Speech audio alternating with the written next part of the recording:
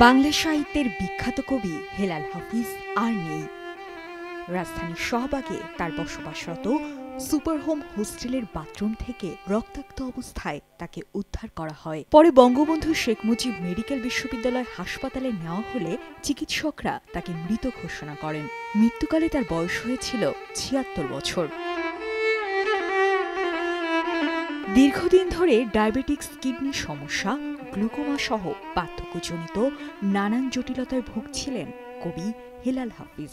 একাকিত্ব ছিল তার জীবনের অন্যতম সঙ্গী।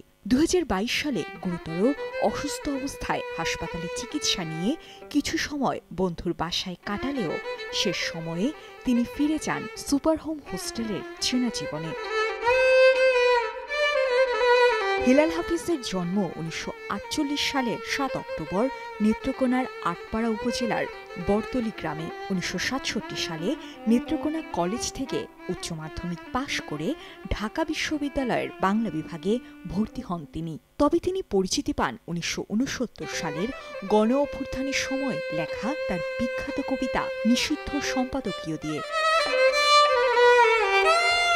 তার লেখা ঐতিহাসিক পঙ্ক্তি এখন যৌবন যার, যুদ্ধে যাবার তার শ্রেষ্ঠ সময়, এখনো গণতান্ত্রিক আন্দোলনের প্রেরণা হয়ে আছে। কবিতার ভুবনে তিনি নিজের অবস্থান তৈরি করেন ১৯৮৬ সালে প্রকাশিত প্রথম কবিতা গ্রন্থ যে জলে আগুন জ্বলে দিয়ে।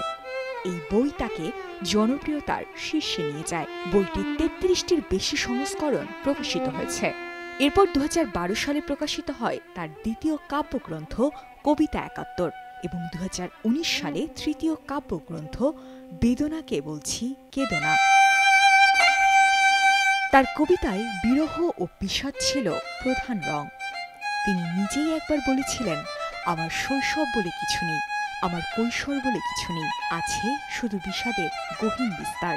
কবিতায় অবদানের জন্য তিনি ২০১৩ সালে বাংলা একাডেমি পুরস্কার পান। এছাড়া ১৯৮৬ সালে যশোর সাহিত্য পরিষদ পুরস্কার, ১৯৮৭ সালে আবুল মনসুর আহমেদ সাহিত্য পুরস্কার সহ আরও বেশ কিছু সম্মাননা লাভ করেন। কবি হেলাল হাফিজ তার লেখনের মাধ্যমে দ্রোহ, প্রেম এবং গভীর মানবতার কথা বলে গেছেন। তার জীবন ও মৃত্যু যেন তার কবিতারই প্রতিচ্ছবি।